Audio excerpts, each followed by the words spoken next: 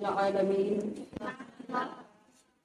والعاقبة للمتقين والصلاة والسلام على سيد المرسلين أما بعد فأعوذ بالله من الشيطان الرجيم بسم الله الرحمن الرحيم إنما يريد الله ليذهب عنكم الرجس أهل البيت ويطهركم تطهيرا رب اشرح لي صدري ويسر لي أمري واحلل عقدة من لساني يفقهوا قولي سبحانك لا علم لنا إلا ما علمتنا إنك أنت العليم الحكيم إن الله وملائكته يصلون على النبي يا أيها الذين آمنوا صلوا عليه وسلموا تسلیما۔ نام محمد سے دلوں کو سرور ملتا ہے، نگاہ فکر کو تازہ شعور ملتا ہے، نگاہ فکر کو تازہ شعور ملتا ہے، اور نصیب کیسا بھی ہو، نصیب کیسا بھی ہو، وسیلہ محمد کا دیکھ دیکھ کیا سمجھ آئی ہے؟ نصیب کیسا بھی ہو، وسیلہ محمد کا دیکھ دیکھ خدا سے جو بھی مانگے ضرور ملتا ہے،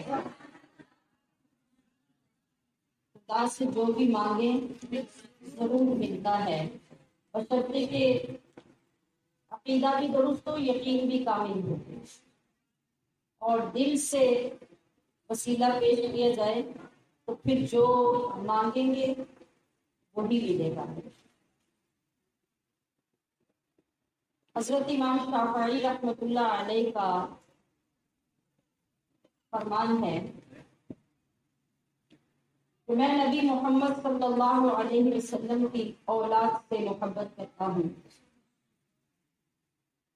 اور یہ واجبات دین میں سے ہے۔ فرماتے ہیں کہ آل رسول کی محبت میرا ذریعہ نجات ہے، اور وہی حضرات اللہ کے حضور میرا وسیلہ ہیں۔ میں امید کرتا ہوں کہ قیامت کے دن ان کے وسیلے سے ہی مجھے میرا نامہ اعمال دائیں ہاتھ میں دیا جائے گا۔ پھر فرماتے ہیں اہل بیت کو مخاطب کر کے، اے اہل بیت، تم سے محبت ہم پر فرض ہے۔ توجہ رہے، اے اہل بیت، تم سے محبت ہم پر فرض ہے اللہ تعالی کی طرف سے، کیونکہ یہ اس نے قرآن میں فرمایا ہے۔ تمہارے عظیم المرتبت ہونے کے لیے، یہ کون فرما رہا ہے؟ میں کس کا کلام پڑھ رہی ہوں؟ حضرت امام شافعی رحمۃ اللہ علیہ، کیونکہ آپ کے اوپر اہل بیت کی محبت کا غلبہ اتنا زیادہ تھا کہ لوگ ان کو رافضی کہنے لگ گئے تھے، یعنی لوگ ان کو کہتے تھے کہ آپ شیعہ ہو گئے ہیں، اس لیے آپ کے اوپر اہل بیت کی محبت کا غلبہ ہے۔ انہوں نے ان کے جواب میں یہ کلمات فرمائے کہ اگر اہل بیت کی محبت کرنے سے کوئی رافضی ہوتا ہے تو پھر سن لو میں رافضی ہوں۔ بات کی سمجھ آ رہی ہے آپ کو؟ پھر اتنی خاموشی کیوں ہے؟ اگر سمجھ آ رہی ہو تو پھر زندہ ہونے کا ثبوت پیش کریں نا۔ آپ فرماتے ہیں کہ اے اہل بیت، تمہارے عظیم المرتبت ہونے کے لیے اتنا ہی کافی ہے کہ جو تم پر درود نہ پڑے اس کی نماز ہی مکمل نہیں ہوتی۔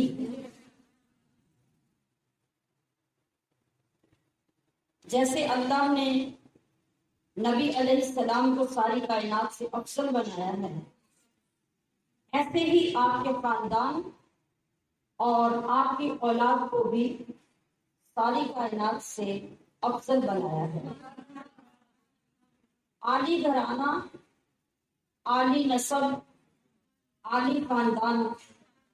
پھر فرمایا کہ لوگوں کے نسب اور میرے نسب میں یہ فرق ہے کہ ساری دنیا کے نسب بیٹوں سے چلتے ہیں اور میرا نسب میری بیٹی فاطمہ سے چلا ہے۔ اور آپ نے ارشاد فرمایا جو شخص میری اولاد پر کوئی احسان کرے اور میری اولاد کمزوری یا غریبی کی وجہ سے اس کا بدلہ نہ دے سکے تو قیامت کے دن میں محمد اس کا بدلہ دوں۔ حضرت ابن عباس رضی اللہ تعالی عنہ روایت فرماتے ہیں نبی کریم صلی اللہ علیہ وسلم نے ارشاد فرمایا احب اللہ لما یرزقکم من نعمہ، لوگوں اللہ سے محبت کرو اس لیے کہ وہ تمہیں طرح طرح کی نعمتیں عطا کرتا ہے، تمہیں غذا پہنچاتا ہے، تمہاری پرورش کرتا ہے، اس لیے اس کا حق ہے کہ تم مجھ سے محبت کرو۔ پھر فرمایا وَأَحِبُّونِي، مجھ سے محبت کرو بحب اللہ، اس لیے کہ اللہ مجھ سے محبت کرتا ہے۔ اللہ کی محبت کی وجہ سے مجھ سے محبت کرو، پیچھے کا رب قائم رکھے۔ اللہ سے محبت کرو اس لیے کہ وہ تمہیں پالتا ہے، تمہیں غذا دیتا ہے، تمہیں اپنی طرح طرح کی نعمتوں سے نوازتا ہے، تو وہ حقدار ہے کہ اس سے محبت کی جائے۔ پھر فرمایا مجھ سے محبت کرو اللہ کی محبت کی وجہ سے کہ اللہ مجھ سے محبت کرتا ہے، لہذا محبوب کا محبوب بھی محبوب ہوتا ہے۔ پھر فرمایا وَأَحِبُّوا اہل بیتی، اور میرے اہل بیت سے محبت کرو بحبتی، اس لیے کہ میں ان سے محبت کروں۔ کیسا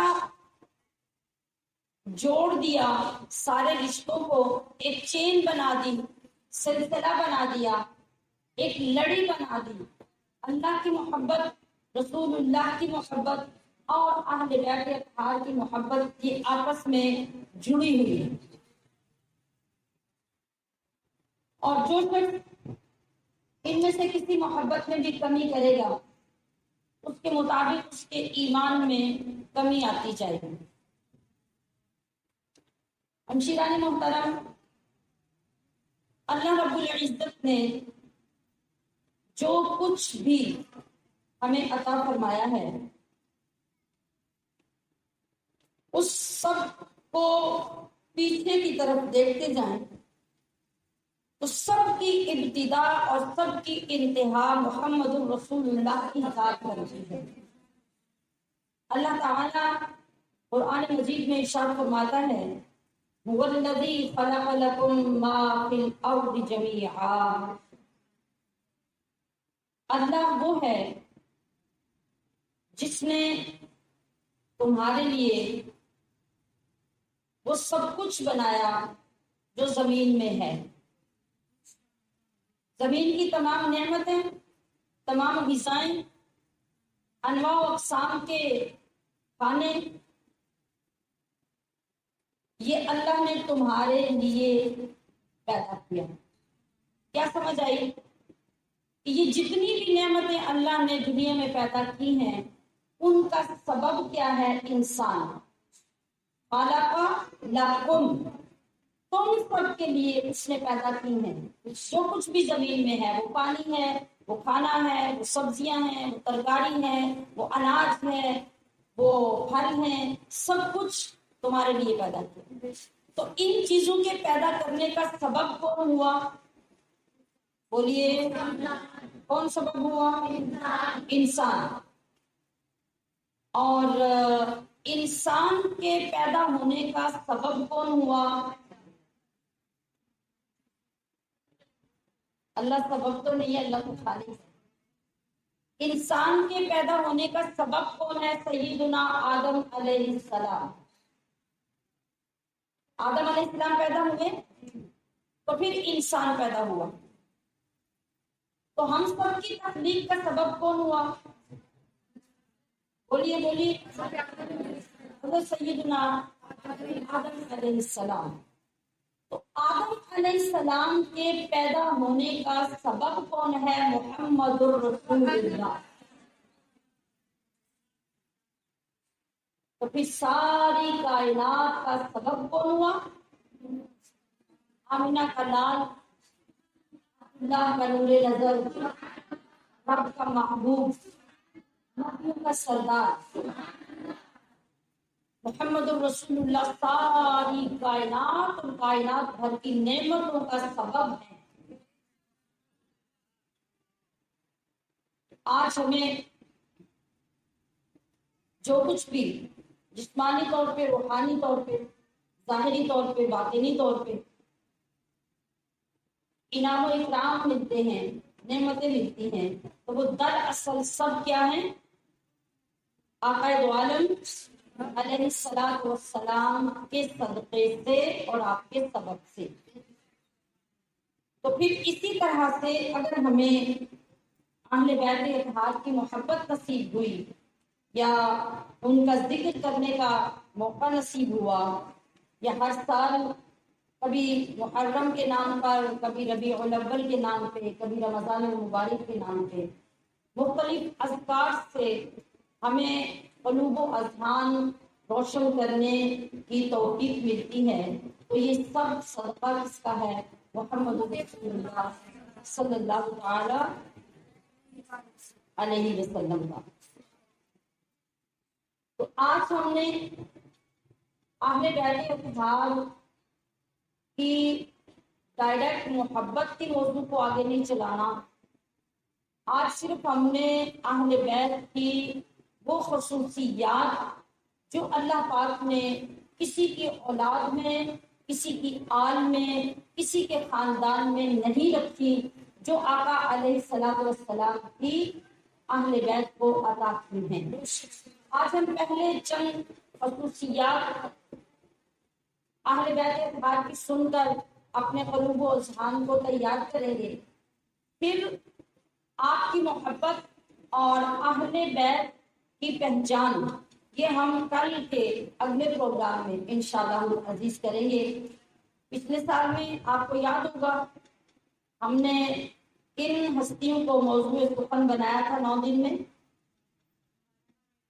12 امام۔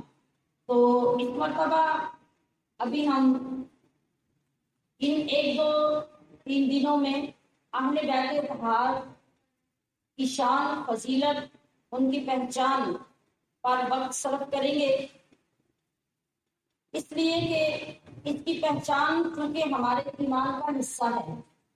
کون کون اہل بیت ہیں اور کس انداز سے، کس لیول تک ان کے ساتھ محبت ضروری ہے، یہ ہمارے ایمان کا چونکہ حصہ ہے، اس لیے ہم اس سال یہ کوشش کریں گے کہ ہم ان گوشوں پہ روشنی ڈال سکیں اور اپنی محبتیں، اپنی عقیدتیں پیش کرتے ہوئے اپنی کم علمی اور ہماری جو اپنی حیثیت ہے ہم اس کو بھی ساتھ ساتھ اظہار کر سکیں کہ کس زبان سے ہو بیان مدح فال اہل بیت، کس زبان سے ہو بیان مدح فال اہل بیت، مدح گوئے مصطفیٰ ہے مدح فال اہل بیت، ان کی پاکی کا خدائے پاک کرتا ہے بیان، ان کی پاکی کا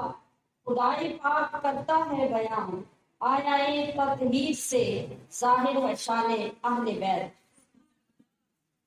اور ان کی شان ہم کیا بیان کریں گے کہ ان کے گھر میں بے اجازت جبرائیل آتے نہیں، ان کے گھر میں بے اجازت جبرائیل آتے نہیں، قدر والے جانتے ہیں عز و شان اہل بیت۔ گھر لٹانا سر کٹانا کوئی تجھ سے سیکھ لے، گھر کٹانا گھر لٹانا سر کٹانا کوئی تجھ سے سیکھ لے، جان عالم ہو فدا اے خاندان اہل بیت۔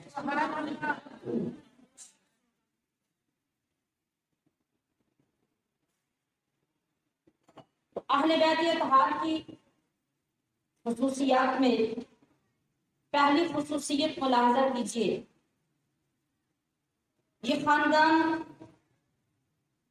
وہ عظمت و شان والا خاندان ہے جن کے اوپر اللہ پاک نے زکوٰۃ کا لینا حرام فرما دیا، یعنی اہل بیت کرام کو زکوٰۃ اور واجب صدقہ کیا ہوتا ہے؟ جیسے قسم کا کفارہ، جیسے روزے کا فدیہ، جیسے فطرانہ، یہ واجب صدقے ہوتے ہیں۔ یہ بھی کسی سید کو جس کا یقینی علم ہے کہ یہ واقعی ہی سید ہے اور اہل بیت میں سے ہے، اس کو ہم نہیں دے سکتے، اور ان کا لینا بھی حرام ہے۔ ہمارا دینا حرام ہے اور ان کا لینا حرام ہے، اگرچہ وہ غریب ہوں، اگرچہ وہ مفلس ہوں، اگرچہ نظام زندگی چلانا ان کے لیے مشکل ہو جائے، اس کے باوجود وہ زکوٰۃ اور واجبات صدقات نہیں لے سکتے۔ تو جس طرح ہمارے اوپر ہماری اولاد، ہمارے ماں باپ اور ہمارے عزیز و اقارب کی کفالت کرنا واجب ہے، اسی طرح سادات کی کفالت کرنا، ان کی ضروریات کا خیال رکھنا ہمارے اوپر واجب ہے۔ جس طرح ہم کہیں سے قرض لیں یا کوئی چیز بیچیں اور اپنی اولاد یا ماں باپ کی ضروریات، ان کا لباس ہو، ان کا کھانا پینا ہو، ان کا علاج ہو، اس طرح ہم بندوبست کرنا ضروری سمجھتے ہیں اور ضروری ہے بھی، اسی طرح اگر ہمارے ارد گرد یا ہماری معلومات میں کوئی سادات خاندان ہو تو ان کی ضروریات کو بھی اسی ذمہ داری سے پورا کرنا ہمارے اوپر واجب ہے۔ آپ نے سنا، میں نے اس سے پہلے عرض کیا کہ کائنات کے والی نے کیا ارشاد فرمایا کہ اگر میرے اہل بیت میں سے کوئی غریب ہوا، کوئی کمزور ہوا اور تمہارے احسان کا بدلہ نہ دے سکا تو پھر قیامت میں مجھ محمد سے آ کے اس کا بدلہ لے۔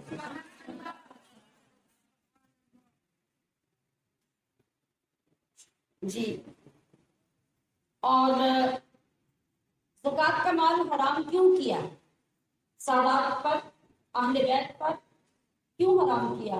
اس لیے کہ جو زکوٰۃ اور صدقہ واجبہ ہوتا ہے وہ ہمارے مال کا میل اور ہمارے قصور کا ازالہ ہوتا ہے۔ ہم جو قصور کرتے ہیں عبادت میں، اس کی تلافی کرنے کے لیے صدقہ واجبہ دیتے ہیں۔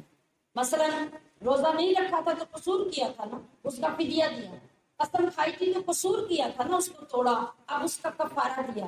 اس طرح کے جو واجبہ صدقے ہیں وہ ہماری غلطیوں کی تلافیاں ہیں، اور جو زکوٰۃ ہے وہ ہمارے مال کا میل ہے۔ تو یہ اتنی شان والے، اتنی عظمت والے آقا علیہ السلام کے اہل خاندان ہیں کہ ان کو ایسی رقم جو میل کے طور پہ اپنے مال سے علیحدہ کی جا رہی ہے یا غلطی کی تلافی کے طور پہ اپنے مال سے علیحدہ کی جا رہی ہے، ہم ان کی خدمات میں ان کی عزت اور احترام اور عالی مقام کی وجہ سے پیش نہیں کر سکتے۔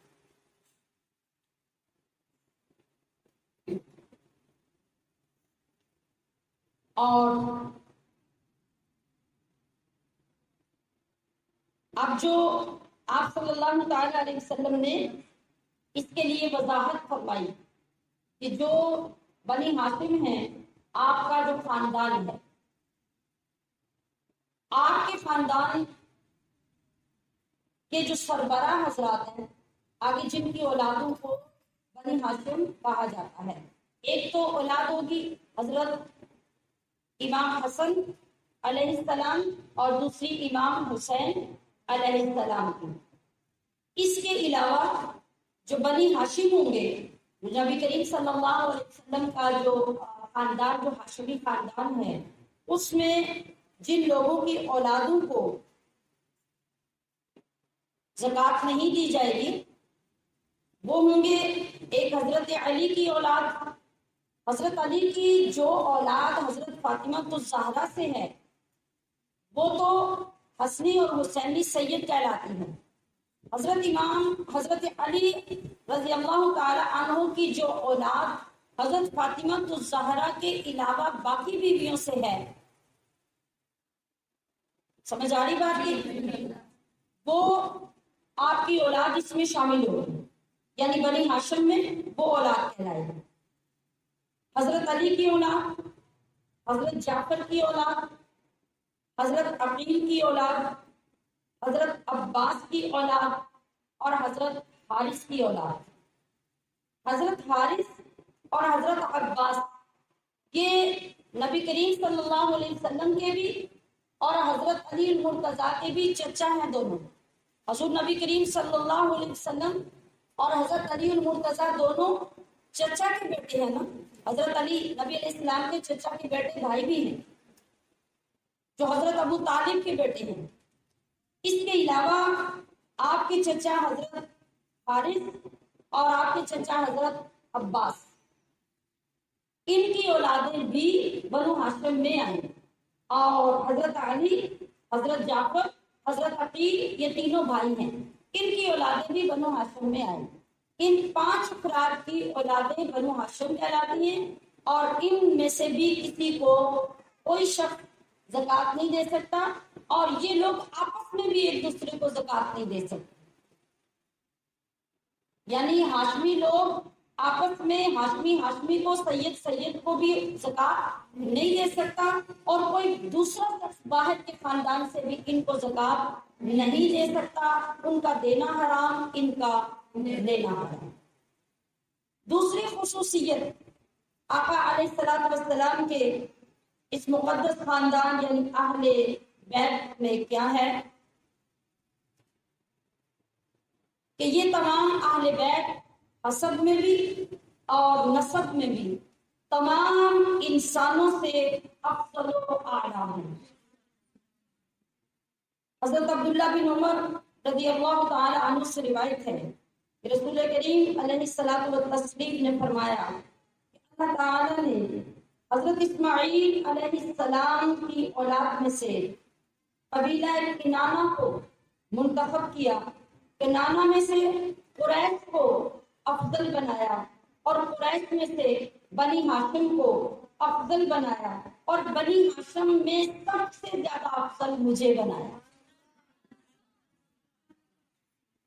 اور حضرت عبداللہ بن عمر اسی بات کو یوں روایت کرتے ہیں کہ اللہ تعالیٰ نے مخلوق پیدا فرمائی تو اس میں بنی آدم کو منتخب کیا یعنی چن لیا. جیسا کہ بنی آدم کون ہے؟ آدم کی اولاد، ان کو اشرف المخلوقات بنایا. پھر بنی آدم یعنی پوری اولاد آدم جو پوری دنیا میں پھیلی ہے اس میں سے عرب کو منتخب کر دیا. عرب میں سے مزر یعنی قبیلہ مزر کو منتخب کر لیا. مزر میں سے قریش کو منتخب کر لیا. قریش میں سے بنی ہاشم کو منتخب کر لیا. رسول اللہ صلی اللہ علیہ وسلم فرماتے ہیں کہ پھر بنی ہاشم میں سے مجھے منتخب فرمایا. اور امام احمد ام المومنین حضرت عائشہ رضی اللہ تعالی عنہا سے روایت کرتے ہیں آقا علیہ السلام نے ارشاد فرمایا کہ جبریل امین نے مجھ سے کہا، کس سے؟ حضور صلی اللہ علیہ وسلم سے. جبریل امین نے کیا کہا؟ یا رسول اللہ، میں نے زمین کے مشرق اور مغرب الٹ ڈالے. الٹ پلٹ کر کسی چیز کو دیکھنا کا کیا مطلب ہوتا ہے؟ اچھی طرح اس کو کھنگال لیا، اندر سے باہر سے، دائیں سے بائیں سے، اوپر سے نیچے سے. تو عرض کیے یا رسول اللہ، میں نے مشرق و مغرب کو اچھی طرح کھنگال کے الٹ پلٹ کر دیکھا، لیکن میں نے محمد صلی اللہ علیہ وسلم سے افضل کسی کو نہیں پایا.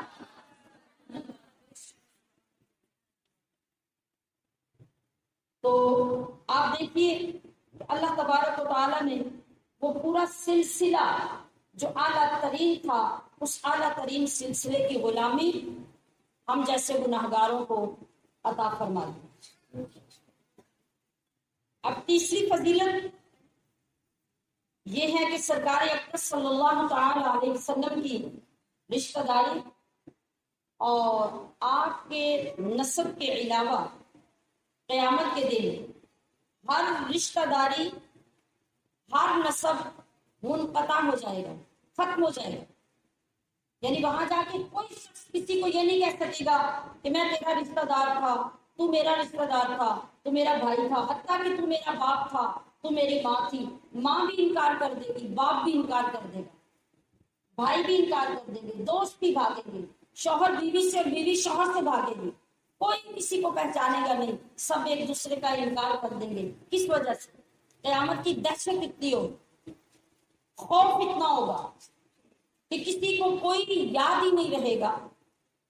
ایسے وقت میں ہمارے آقا رحمت للعالمین شفیع المذنبین ارشاد فرما رہے ہیں، کل سبب و نسب ینقطع یوم القیامہ الا سببی و نسبی، کہ لوگوں تمام رشتے، تمام نسب قیامت میں ختم ہو جائیں گے، چھوٹ جائیں گے، سوائے میرے حسب اور میرے نسب کے، کہ جس کی رشتہ داری کسی بھی طریقے سے میرے ساتھ ہوگی وہ رشتہ اس کا قیامت کے دن آئے۔ اس سے پہلے بھی میں نے یہ عرض کیا تھا کہ روایات صحیحہ سے یہ بات ثابت ہے کہ حضرت سیدنا عمر فاروق رضی اللہ تعالی عنہ نے اپنے لیے حضرت علی مرتضیٰ رضی اللہ تعالی عنہ کی صاحبزادی حضرت ام کلثوم، یہ آپ کی بیٹی کسی اور زوجہ سے، کسی اور بیوی سے نہیں تھی، یہ سیدہ طیبہ طاہرہ فاطمہ الزہرا کی بیٹی ہے۔ جس طرح امام حسن اور حسین سیدہ فاطمہ الزہرا کے صاحبزادے، اسی طرح یہ صاحبزادی بھی حضرت فاطمہ الزہرا کی ہے۔ تو ان کا رشتہ حضرت عمر فاروق رضی اللہ تعالی عنہ نے اس لیے حضرت علی المرتضیٰ سے مانگا اور نکاح کا پیغام دیا کہ میں نے نبی علیہ السلام سے سنا کہ میرے نسب اور میرے حسب کے سوا قیامت میں کوئی رشتہ داری نہیں رہے گی، تو میں چاہتا ہوں کہ میری رشتہ داری نبی علیہ السلام سے قیامت کے دن قائم ہو جائے، تو میں آپ کی اولاد سے رشتہ اس لیے مانگ رہا ہوں۔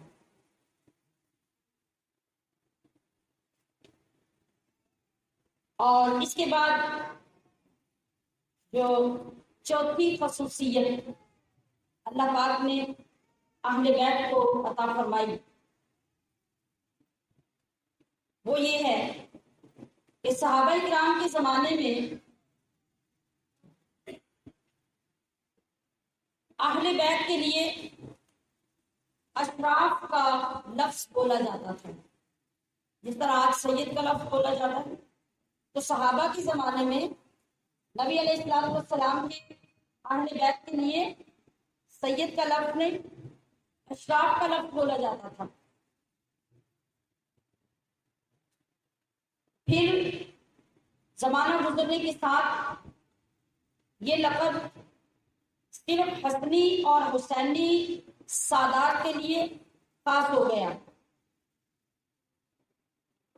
یعنی صحابہ کرام کے زمانے میں لفظ شریف ہر اس فرد پہ بولا جاتا تھا جو نبی علیہ السلام کے اہل بیت سے تھا۔ پھر زمانہ جب آگے بڑھا تو اس میں صرف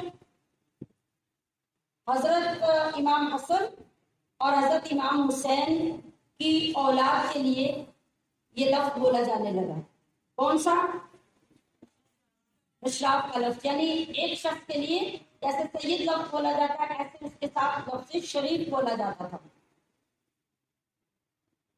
آج تک بھی مصر میں سادات کو لفظ شریف کے ساتھ ہی بلایا جاتا ہے۔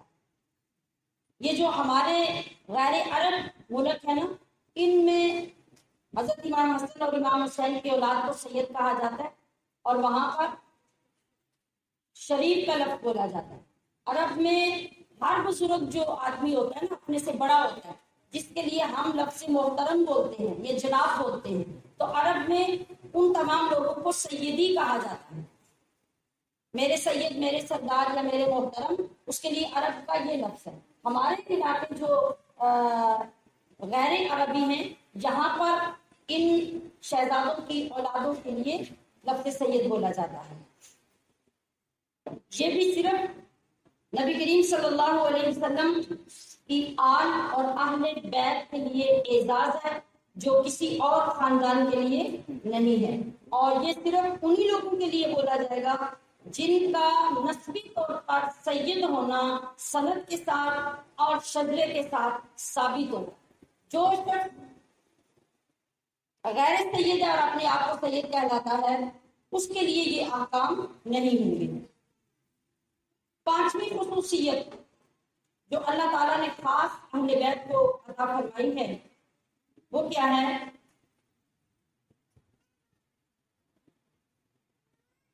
کہ جب تک کسی سید سے خدا نہ خواستہ کفر صادر نہ ہو جائے، کھلے عام وہ کفر یا کلمہ نہ کہہ دے یا اپنا مذہب اسلام نہ چھوڑ دے، اس وقت تک کھلے عام کسی سید کی بے حرمتی کرنا اور اس کی توہین کرنا جائز نہیں ہوگا۔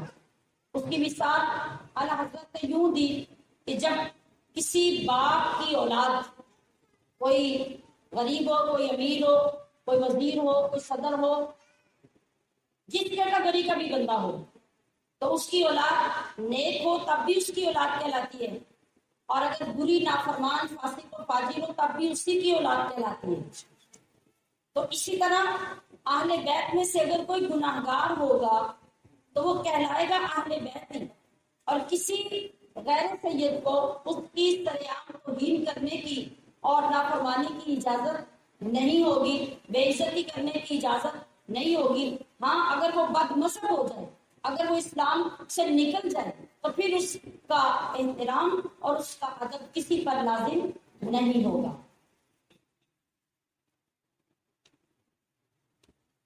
اللہ پاک نے جو چھٹی خصوصیت اہل بیت کو عطا فرمائی ہوئی یہ ہے کہ وہ حضرت فاطمہ الزہرا سلام اللہ تعالی علیہا کی اولاد ہونے کے باوجود رسول کریم کی اولاد کہلاتے ہیں۔ یعنی رسول اللہ صلی اللہ علیہ وسلم جو ایک معروف طریقہ رشتے کا ہے، اس کے مطابق تو آپ نانا کہلاتے ہیں، لیکن اللہ تبارک و تعالیٰ نے ان کو یہ شرف عطا کیا کہ یہ پوری دنیا میں نبی علیہ السلام کی اولاد کہلاتے ہیں۔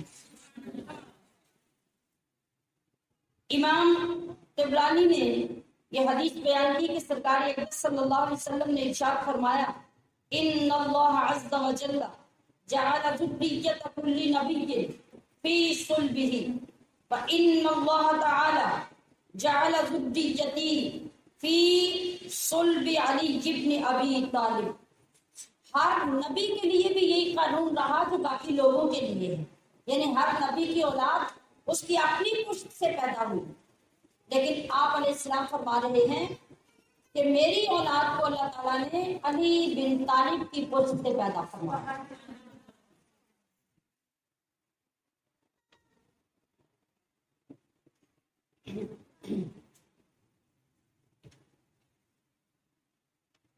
اور ساتویں خصوصیت اللہ رب العزت نے جو اہل بیت اطہار کو عطا فرمائی وہ ہے کہ اہل بیت کا زمین میں موجود ہونا، یعنی زمین والوں کے اندر نبی علیہ السلام کی اولاد کا پایا جانا یہ زمین والوں کے لیے باعث امن ہے۔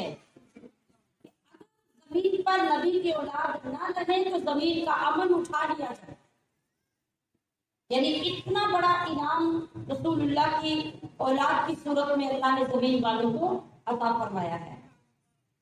جیسا کہ حدیث پاک میں ہے، نبی علیہ الصلوۃ والسلام نے ارشاد فرمایا، النجوم امان لأہل السماء، ستارے آسمان والوں کے لیے امان ہیں، اور وَأَهْلُ بَيْتِي أَمَانٌ لِأَهْلِ الْأَرْضِ، اور جو میرے اہل بیت ہیں وہ زمین والوں کے لیے امان کا باعث ہے۔ اسی طرح جس طرح ستارے آسمان والوں کے لیے باعث امان ہے، یعنی اتنا بڑا انعام اور اتنا بڑا تحفہ رسول اللہ کی اولاد کی صورت میں ہمارے پاس زمین پہ موجود ہے۔ اور آٹھویں خصوصیت، جتنے بھی لوگ، جتنی بھی دنیا، جتنے بھی نبی، جتنے بھی رسول اللہ پاک نے پیدا فرمائے اور ان کی امتوں کو بھیجا، اور خود رسول اللہ صلی اللہ علیہ وسلم کی جو امت ہے، ان تمام لوگوں سے پہلے رسول اللہ صلی اللہ علیہ وسلم کی اولاد جنت میں داخل ہوئی۔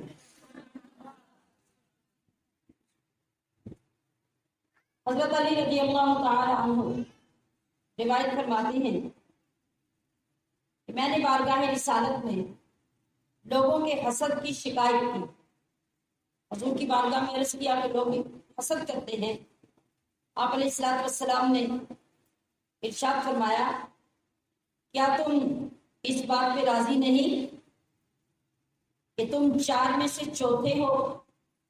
حضرت علی رضی اللہ تعالیٰ عنہ نے جب شکایت کی کہ لوگ ہم سے حسد کرتے ہیں، یہ تو ہمیشہ ہی ہوتا ہے، نبیوں کی اولادیں ہوں، ولیوں کی ہوں اور بزرگوں کی ہوں، تو بہت سے لوگ ان کے آگے پیدا ہوتے ہیں۔ تو آپ نے یہ شکایت سن کر فرمایا کہ کیا تم اس بات پہ راضی نہیں کہ تم 4 میں سے چوتھے ہو؟ سب سے پہلے جنت میں تم اور حسنین کریمین جائیں گے۔ یعنی آپ نے ان کی دلجوئی فرمائی حضرت علی رضی اللہ تعالی عنہ کی۔ آپ نے فرمایا کہ لوگ حسد کرتے ہیں تو کرتے تھے، تمہارے لیے تو یہ اعزاز اتنا بڑا ہے کہ 4 لوگ جو جنت میں سب سے پہلے جائیں گے، ان 4 میں تم چوتھے ہو۔ تو تمہاری ذات پر لوگوں کے حسد کا کیا اثر ہوتا ہے؟ یعنی پھر آپ نے نقشہ بتایا کہ جنت میں جانے کا طریقہ کیا ہوگا۔ آپ نے ارشاد فرمایا کہ جنت میں تم اور حسنین داخل ہوں گے، اور ہماری ازواج یعنی تمہاری زوجہ فاطمہ بھی اور میری ساری ازواج بھی اور تمہاری باقی ازواج بھی کیا ہوگا؟ ہمارے دائیں اور بائیں ہوں گی، اور ہماری اولادیں ہماری ازواج کے پیچھے ہوں گی، گویا کہ یہ پورا قافلہ ایک دم سے جنت میں داخل ہے۔ اور 9ویں خصوصیت وہ جو ابھی میں نے پہلے آپ سے عرض کی، اگر کسی شخص نے میری امت میں سے میری اولاد پر احسان کیا اور میری اولاد اس سے بدلہ نہ دے پائی، تو پھر میں محمد قیامت میں اسے بدلہ عطا کروں۔ اب یہ سوچنے والی بات ہوگی کہ ہم اگر اہل بیت پر احسان کریں گے تو ہمارے احسان کی نوعیت کیا ہوگی؟ کس چیز سے ہم احسان کریں گے؟ زیادہ سے زیادہ یہی نا کہ کچھ پیسے پیش کر دیں گے، کوئی غلہ دے دیں گے، کوئی کپڑا خرید کے دے دیں گے، اس سے زیادہ کیا کریں گے؟ عام طور پہ یہی احسان ہوگا ہمارا۔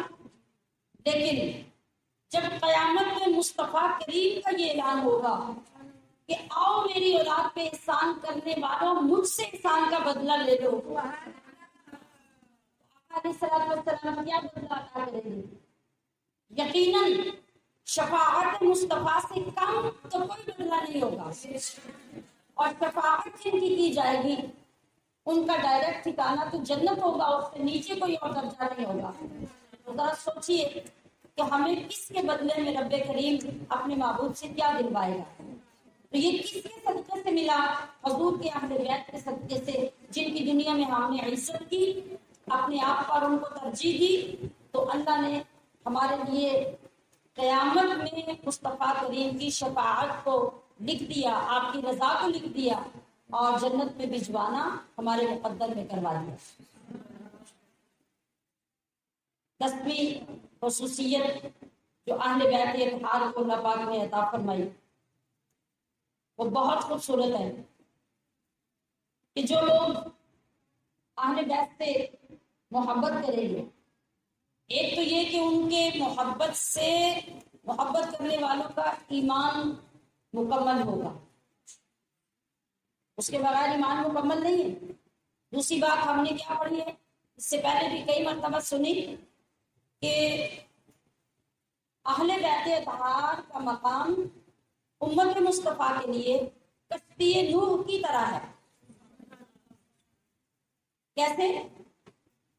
کہ جب نوح علیہ السلام کا انکار کرنے والوں پر پوری دنیا میں اللہ پاک نے پانی کا عذاب بھیجا تو کون بچا؟ جو کشتی میں سوار ہو گئے۔ باقی کائنات کی ہر چیز، وہ چرند پرند پہاڑ درخت کچھ بھی تھا، وہ سب کا سب تباہ ہو گیا۔ جو کشتی میں تھے وہ بچ گئے۔ تو رسول اللہ صلی اللہ علیہ وسلم نے فرمایا کہ میرے اہل بیت کی محبت تمہارے لیے کشتی نوح کی طرح ہے۔ جس طرح عذاب آنے کے وقت وہ بچ گئے تھے، اس طرح دنیا کے اوپر جو فتنے آئیں گے، جو قیامت کی نشانیاں آئیں گی، جو لوگ ایمان سے پھر کر بے ایمان ہو جائیں گے، ایسے وقت میں تمہیں میرے اہل بیت کی محبت اس طرح بچا لے گی جس طرح کشتی نوح میں بیٹھنے والے بچ گئے۔ اور ساری دنیا میں جو پانی کا عذاب تھا، اس عذاب کا ان پر کوئی اثر نہیں ہوا تھا۔ اسی طرح رب تمہیں بھی زمانے کے گمراہیوں سے، برائیوں سے، فتنوں سے بچا لے گا۔ اور اس کے علاوہ کیا ہوگا کہ جو شخص اپنی زندگی محبت اہل بیت میں گزارے گا، اللہ پاک اس برکت کی وجہ سے اس کی عمر لمبی کرے گا، اس کو لمبی عمر عطا فرمائے گا۔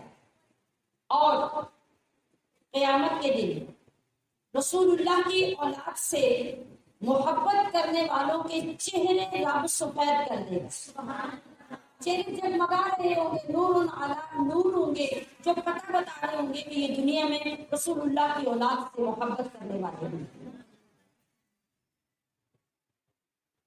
تو اب آج ہم نے 10 خصوصیات جمع کی جو اللہ پاک نے ساری دنیا سے الگ تھلگ اپنے محبوب کی اولاد کو عطا کی۔